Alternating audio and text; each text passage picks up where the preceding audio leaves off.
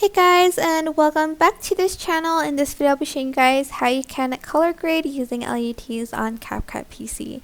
So I'm just going to select this video and select adjustments, which is like to the very right here. So select the arrow, and I have some LUTs downloaded already, like this one.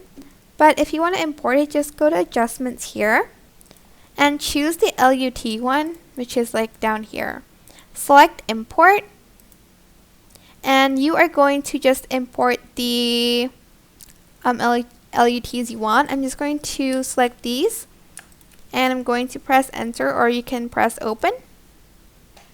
Then you are just going to add in the one you want to add, maybe this one, and you're just going to adjust it till the end of the video, but I'm just going to leave it like this. Here you can adjust the strength of the LUT. You can also adjust the temperature and the hue and the saturation if you like to. Also the brightness, the contrast, but I think this is already good. So that is it. I hope this tutorial was helpful for you guys. Don't forget to like, comment, share, and also subscribe to this channel if you haven't done that already.